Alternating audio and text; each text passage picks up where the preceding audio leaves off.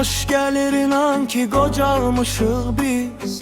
Saç ağarır, bel bükülür, ağrı tutur diz. Uşaqlıqda sənlə birgə qoyduğumuz iz. Həmin məhlə, həmin küçə aradı xal olub.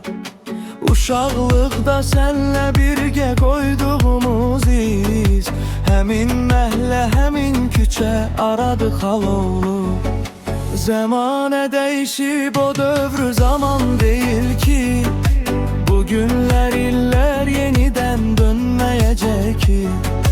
Bizim ötən illərdə gördüyümüz nədir ki? Görəcəyimiz günlər hələ soradı xal olub.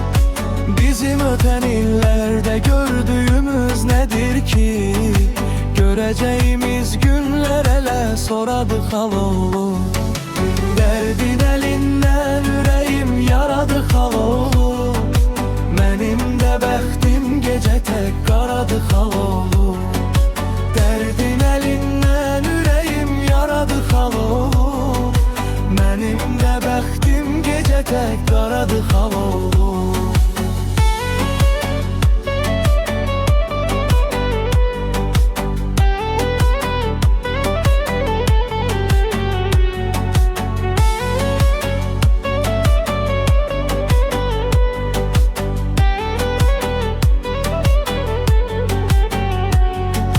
Kimə ki biraz verirsən üst tez həddin aşır.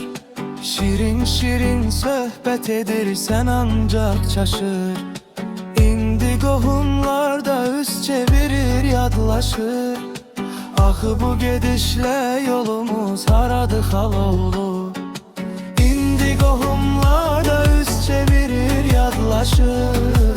Axı bu gedişlə yolumuz haradı xal olub. Bir insan nə qədər dərd çəkər bu yaşında. Həyatın hər üzünü görüb mən qaqaşında. İndi hər şeyin xal oldu duran başında. Bunu yadında saxla ki pul paradı xal oldu. İndi hər şeyin xal oldu duran başında. Bunu yadında saxla ki pul paradı xal oldu. Dərdin əlindən ürəyim yaradı xal olub.